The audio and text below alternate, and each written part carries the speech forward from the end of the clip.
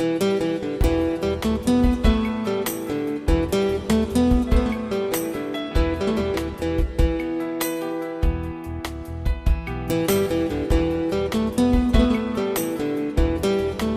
राज्य में एक साल के लिए किसी भी व्यक्ति को राजा बनाया जाता था कि उसके गेट पे जो भी व्यक्ति सुबह उठते ही मिले उसको मुकुट पहना के, माला पहना के उस सिंहासन पर बैठा दिया जाता था 1 वर्ष के लिए। उससे सारी शर्तें बोल दी जाती थी कि पूरा राजकुमार, रानी, धन, नौकर, चाकर तेरे अधिकार में, तू जो चाहे वो कर, जो चाहे वो खा। लेकिन 1 वर्ष के बाद तुझे सिंहासन से उतार कर, बीच में एक नदी थी और नदी में भी मगरमच्छ इत्यादि थे और उसमें छोड़ के, और उस पार जंगल था। तू नदी से बच गया तो उस जंगल के जानवर खा जाएंगे, उधर छोड़ दिया जाता था। लेकिन लोग उस बात को भूलकर राज्य के लोभ में, रानी, राजकुमारी, राजकुमार, धन दौलत के लोभ में और राज्य पे बैठ जाते थे। साल भर मन मर्जी खाने पीने में ध्यान, अच्छी अच्छी पोशाकें पहनने में ध्यान, रानी राजा सब जो भी उनका उपयोग करने में। और तब तक धीरे धीरे साल का अंतिम दिन आ गया।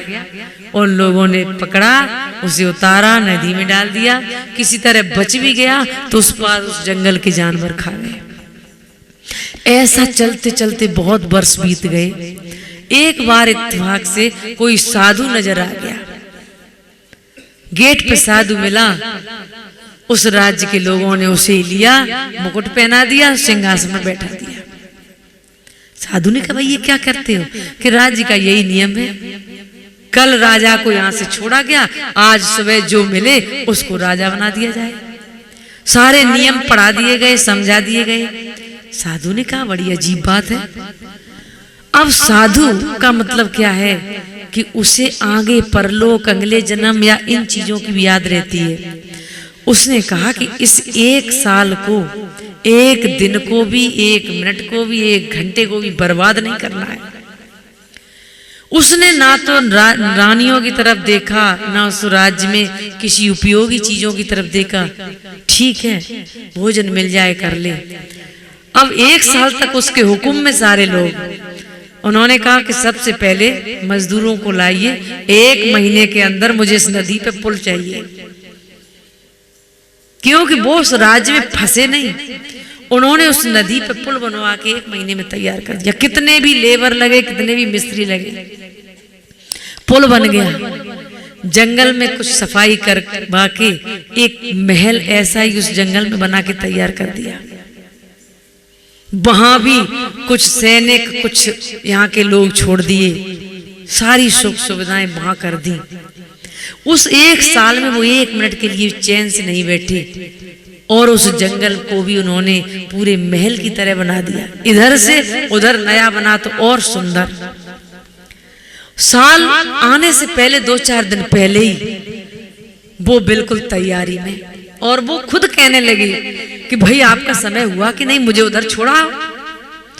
अब सब लोग हाथ जोड़े खड़े हैं कि महाराज अब आप इधर रहो चाहे उधर रहो, एक ही बात है कि नहीं नहीं मुझे तो उधर जाना है।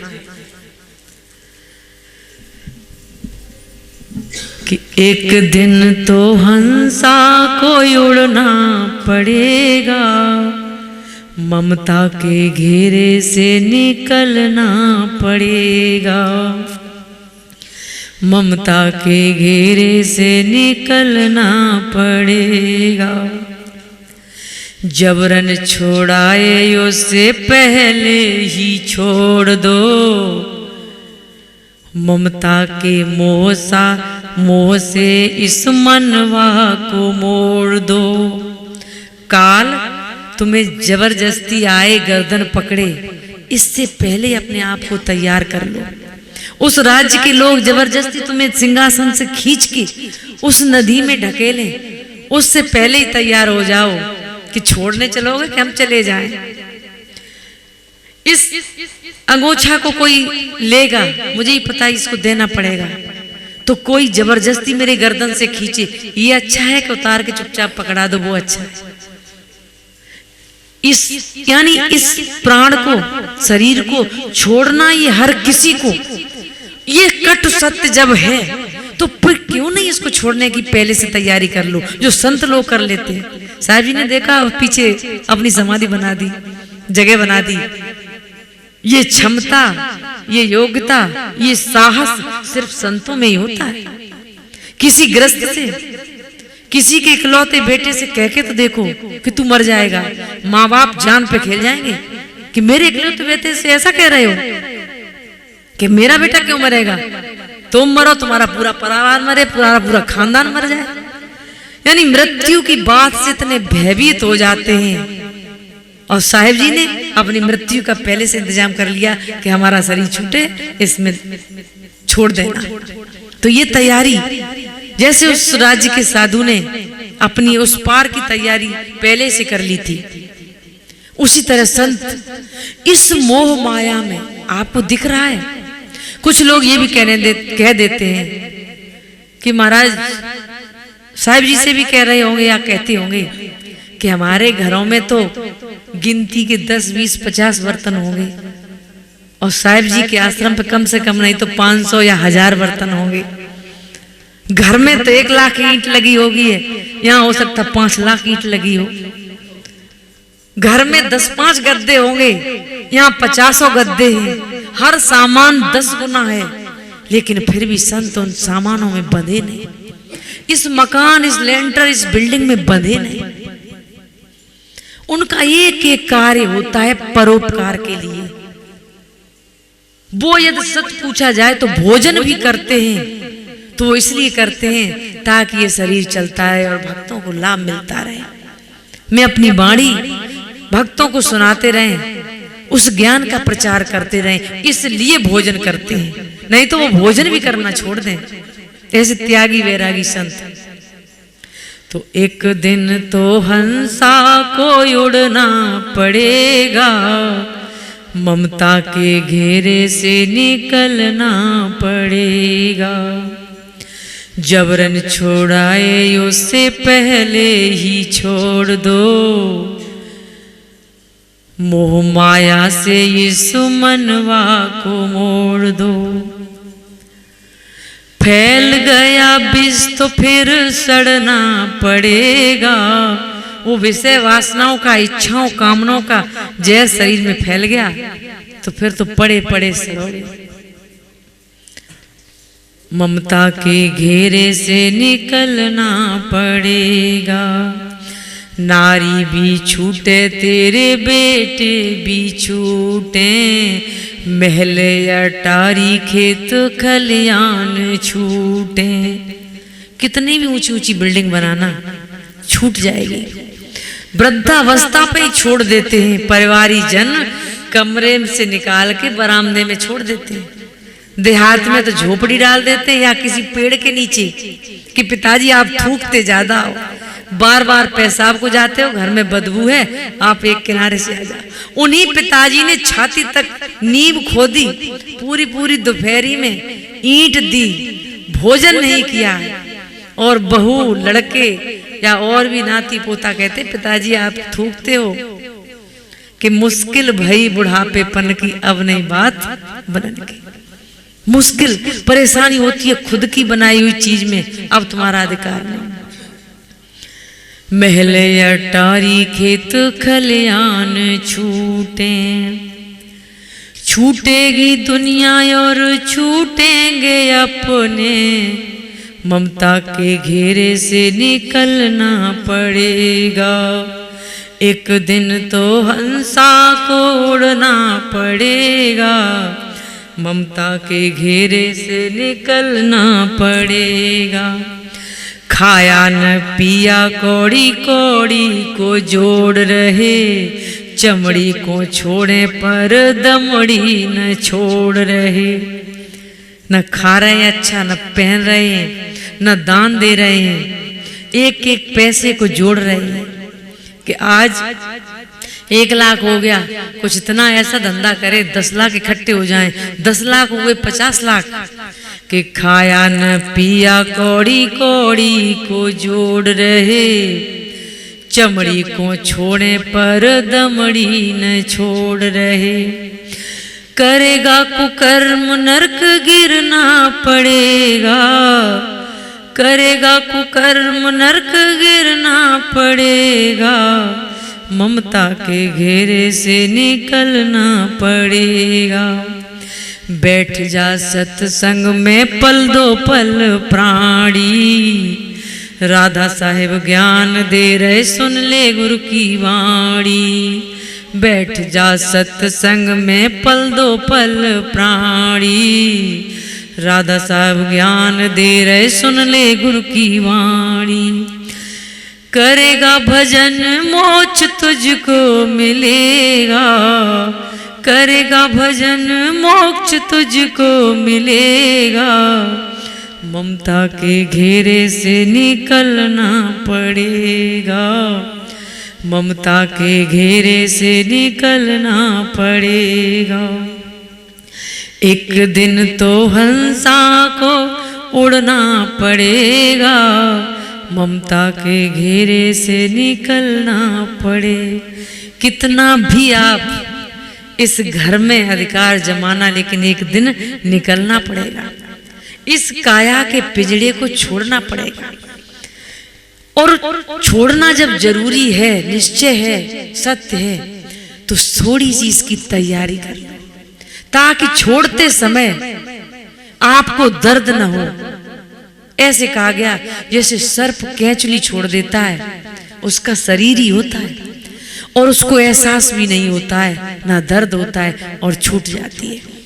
मेरा शरीर छोड़ते समय भी मुझे खुद को एहसास न हो को कब, जैसे हाथी के गले से माला टूट पड़ती है, हाथी को एहसास नहीं होता, ऐसे मेरा शरीर ऐसे छूट जाए, मुझे कोई दर्द न हो, परेशानी न हो।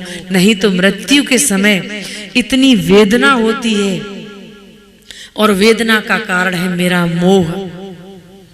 जिस चीज को मैंने जीवन भर पैदा किया, धन को, दौलत को, मकान को, और जब अंत में हम सोचते हैं, एक मेरे सामने की बात है, हमारे वहीं एटा जिला में एक बुजुर्ग आए, उम्र ज्यादा हो गई थी, कुछ रोग भी लग गया।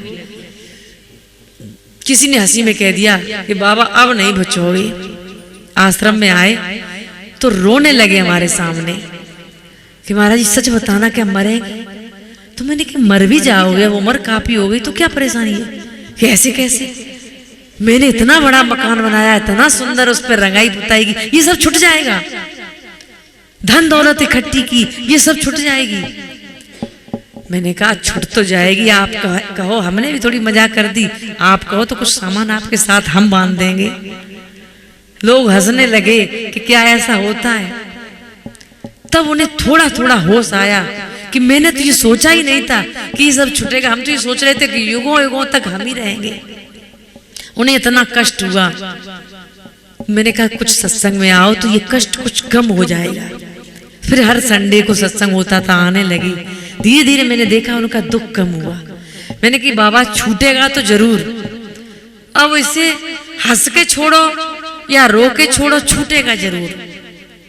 ये शरीर छूटेगा, मोह माया छूटेगी, पत्नी, लड़के, बच्चे, नाती पोता सब छूटेंगे। वो बात अलग है कि इस घर में छूटे, दूसरे घर में जन्म लो, वहां नए लोग मिल जाएंगे। लेकिन यही युगों युगों से होता आया। आज इस घर में इन पत्नी बच्चों को इतना मोह, इतना प्रेम में उसमें फंसे हो कि गुरु को भूले हो, अपने आप को भूले हो, दान धर्म को भूले हो, नेक कर्म को भूले हो, और मरते ही दूसरे घर में जन्म ले लेते हो, वहां वही काम करने लगते हो। कुछ लोग ये भी मैंने कहते सुना है कि अब तो महाराज जी वो मरघट में पहुंच के छूटेगा। मरघट में ऐसी कौन सी मशीन लगी है जो तुम्हारा मोह माया छूट जाए? यहां नहीं छूटा तो अगले जन्म में भी नहीं छूटेगा। इसलिए जीते जी मुक्ति और मोक्ष का उपाय कर लो। अभी आप जिंदा हो।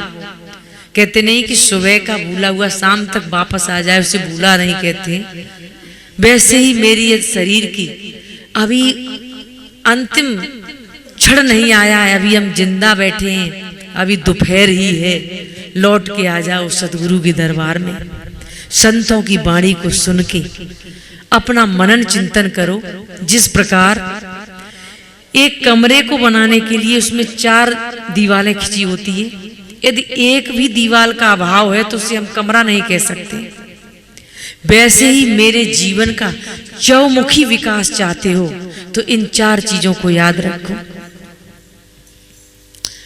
सत्संग, स्वाध्याय, सद्गुरु और साक्षात्कार। सत्संग में आना सीखो, वहां बैठो, संतों की वाणी सुनो। सत्संग में, किसी की भी सत्संग में जाकर मुझे ये बोध हो जाता है कि जो मेरा ज्ञान है सामने वाले का, अब दोनों का मिलान करो, जो सत्य निर्णय निकल के आए वही सही है। उसके बाद हम सदगुरु की शरण में पहुंचते हैं। जिस गुरु की ज्ञान पर आपको विश्वास है, अटूट श्रद्धा है और जो तुम्हारा हर तरह से हित चाहता है, जो सतगुरु स्वयं विकारों से परे है, चाहे वो व्यसन हो और चाहे काम, क्रोध, लोभ, मोह, अहंकार हो, इन हर प्रकार के व्यसनों से अलग है, वो सदगुरु है। ऐसे सदगुरु की शरण में पहुंचकर कि ज्ञान पहले गुरु जान के कीजिए, पाछे दोष कबू नहीं दीजिए। पहले समझ लो, सीख लो, जान लो।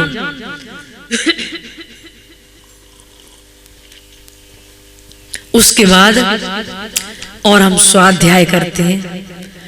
संतों की वाणी जो अपनी लिख के रख गए अपने अनुभव को, उनको पढ़ के मनन चिंतन करके उसमें सार सार मत मत के वाणियों से निकाल सार सार लो, बस हो गया भजन। और चौथा आता है आत्म साक्षात्कार, प्रैक्टिकल खोज, निज अनुभव, साधना, ध्यान, भजन। उस वाणी को फिर साधना के द्वारा निकाला। बड़े बड़े वैज्ञानिक हुए हैं, ये घंटों एक बंद कमरे में बैठ के इन्होंने खोज की, मनन चिंतन किया, तब इतने बड़े बड़े आविष्कार किए।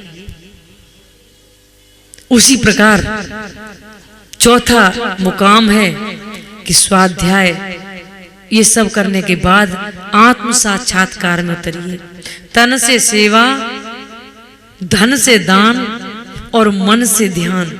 ये 3 चीजें गृहस्थ हो चाहे साधु हो, स्त्री हो या पुरुष हो, हर किसी के लिए जरूरी है। और अपने जीवन को सुखमय बनाइए। इन ढोंग और आडंबरों से निकलकर, यदि मेरी किसी बात में आपको शंका लगती है तो प्रैक्टिकल करके देखिए, अपने जीवन को उन बातों में उतारिए, फिर आप अनुभव करोगे। उनको आंख बंद करके मत माने बैठे रहो, अपने जीवन को सुखमय बनाइए। मैं अपनी वाणी को इन्हीं शब्दों के साथ विराम देते हैं। बोलिए श्री सद्गुरुदेव की जय हो। महंत श्री रूल साहब जी को बहुत बहुत साधुवाद। इनकी स्वभाव व्यवहार से आज लगभग 2 साल से हम परिचित हैं। साहब जी यूपी में आश्रम पर भी 2-3 बार घूम आए हैं। हमारी संगत बच्चा बच्चा साहब जी को जानता है और इनके स्वभाव से इतना प्रसन्न और सभी खुश रहते हैं। वास्तविक पूर्ण संत के लक्षण हैं। और आप सब लोग इस क्षेत्रवासियों से मेरा यही निवेदन है कि ऐसे संत जब चले जाते हैं तब हमें होश आता है, तो उनके जीते जी उन्हें पहचान लीजिए। हम लोग क्या करते हैं कि दीपक के नीचे अंधेरा, वही कहावत है कि ऐसे ऐसे संत हमारे पास बने रहते, हम उनके महत्व को नहीं समझ पाते। वो स्वयं तो अपने ज्ञान को छुपाए रहते, वो नहीं चाहते ज्यादा भीड़ हो, ज्यादा लोग उन्हें परेशान करें। वो कहते कि मेरा तो जीवन कल्याण हो ही रहा है। अब उस बहती धारा में जिसको मर्जी हो तो पानी पी लो, नहीं तो वो तो जा ही रहे मुकाम पर। तो आप सब लोग ऐसे संतों से ज्ञान प्राप्त करके इनकी सेवा और संगत से अपने जीवन को धन्य बनाइए। बोलिए श्री सद्गुरुदेव की जय हो।